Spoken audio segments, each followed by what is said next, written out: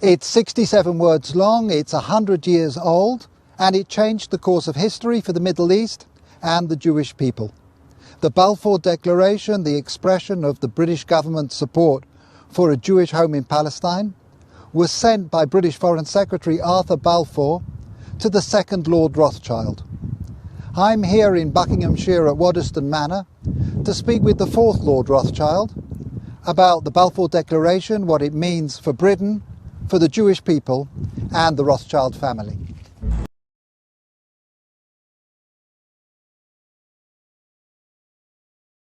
What is the Balfour Declaration and why does it matter?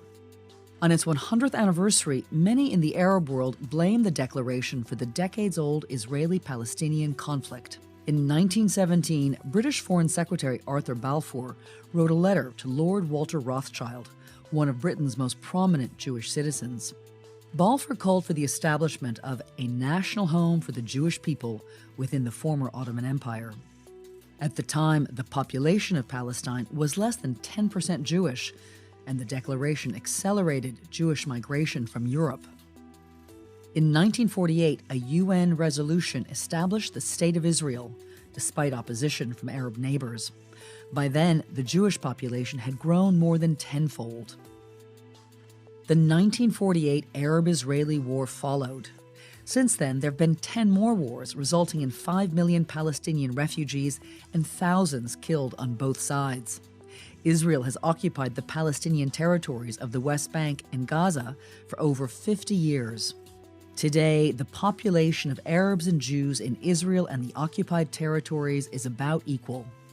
The Israeli-Palestinian crisis is one of the world's longest-running conflicts.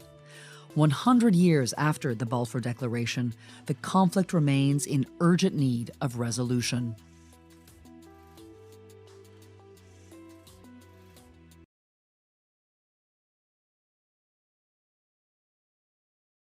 Palestine and Israel. It's complicated. Well, at least that's what some people would like you to think. We've long been sold the narrative of a tit-for-tat skirmish of rockets, a real estate dispute, or even a centuries-old religious feud. There's so much more to the story of Palestine we all need to know. So, how did we get here?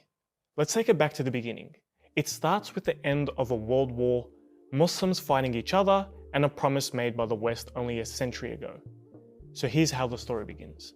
It's 1916, and the First World War is raging on. The Ottoman Empire is 617 years old at this point and is on the brink of collapse. The British and the French had promised the Arabs sovereignty and Arab leadership over the Arabian Peninsula and the Levant if they helped them defeat the Ottomans. And so the Arabs said, okay, and so they helped them defeat the Ottomans. Now I know what you're thinking. What's this got to do with Palestine and the creation of Israel? Just trust me, we'll get there. Okay, so when the British and the French won, the Arabs wanted the land that was promised to them, but little did they know, the British and the French had this little top-secret meeting. And in this top-secret meeting, it was planned that the captured Ottoman province will be divided into areas of British and French control and influence. The British would receive Palestine, Jordan, and southern Iraq, while the French would control southeastern Turkey, northern Iraq, Syria, and Lebanon. This was called the Sykes-Picot Agreement. But then the Arabs found out about this agreement and they were shocked. They had been bamboozled and tricked. They thought that they were fighting a war in order to overthrow their non-Arab Muslim rulers, only to end up with, you guessed it, European colonial rulers instead. Anyway, that's a long story for another video. Now that the British occupy Palestine, something unusual is happening back in Europe. You see, the Zionist movement had been growing increasingly influential and lobbied hard to support the mass migration of Jews to Palestine and recognize a Jewish claim to the Palestinian land. And in 1917, Britain, out of nowhere, publicly declared its intentions of establishing a national home for the Jewish people in Palestine. So the British just gifted Palestine, a country which was made up of 90% Palestinians, to European Zionists. They gave it just like you would give a box of chocolates. Historians still debate till this day why the British gave Palestine to Zionists. It's simply baffling. Now, at this point, the Jewish population in Palestine was less than 10%.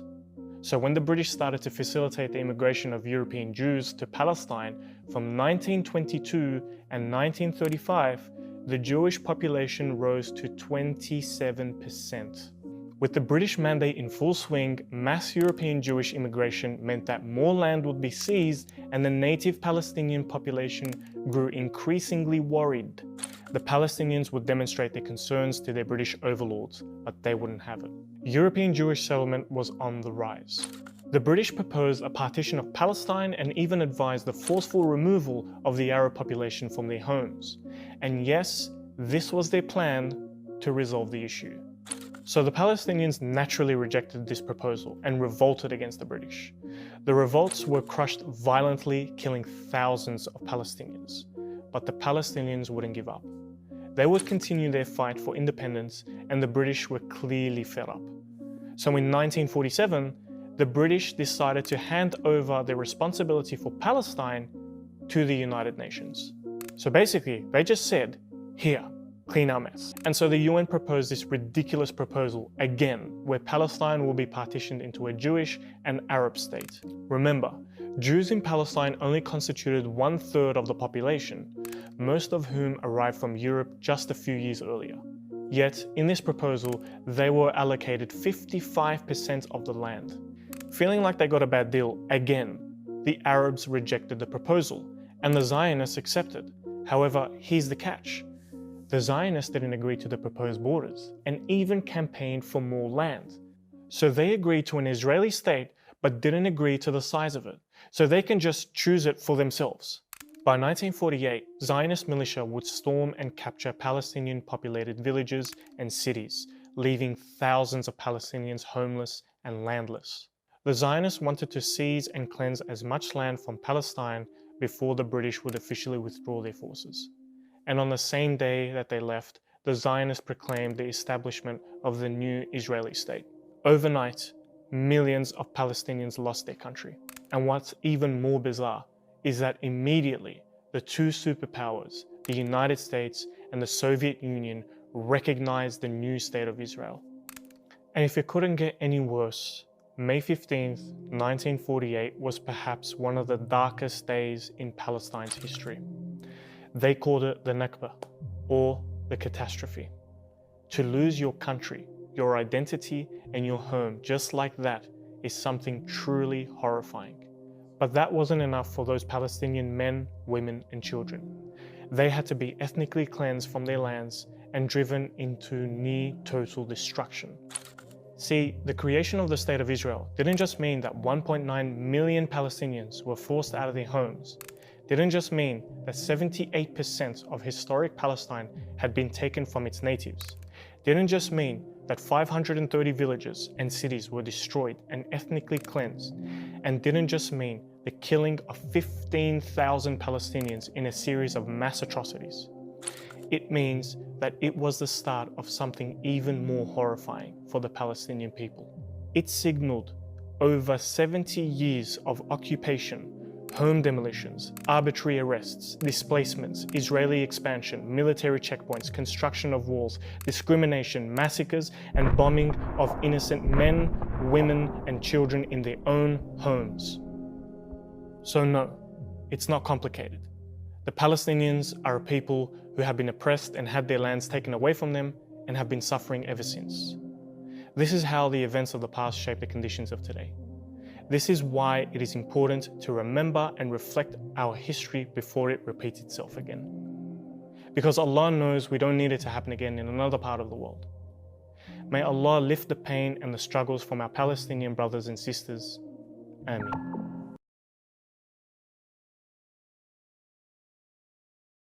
November the 2nd, 1917. Dear Lord Rothschild, I have much pleasure in conveying to you, on behalf of His Majesty's government, the following declaration of sympathy with Jewish Zionist aspirations, which has been submitted to and approved by the Cabinet. So it's possibly the most famous letter in modern Jewish history, and it begins with 3 words. Dear Lord Rothschild. Why was it that this letter was sent by the Foreign Secretary to your great-uncle Walter? It's an interesting question because he was really interested in ornithology. although he became interested in Zionism. I think the reason was this, that it was primarily a movement from Eastern Europe, but they didn't clarify who was in charge of that movement. And in addition, it was, after all, in Great Britain. So they felt that the Rothschild family should be the one to whom it was addressed. And Walter was Lord Rothschild, and he was a Zionist. And those really are the background reasons.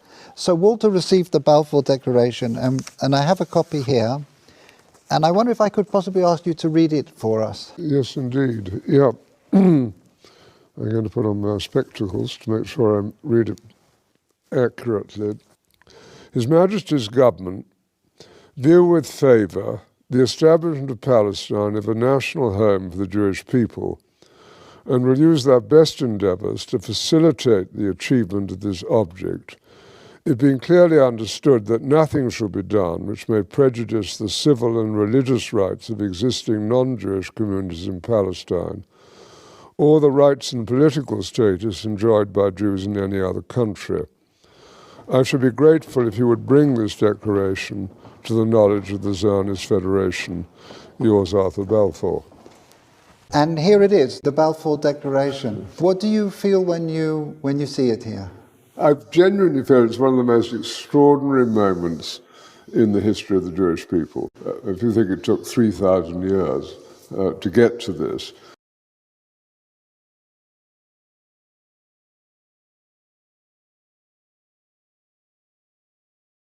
Israel. It's the only Jewish nation in the world. And it didn't officially exist until 1948. But many people associate Israel with its ongoing conflict with Palestine, a violent dispute over land, political control, and resources. To understand why, we have to look back a few thousand years.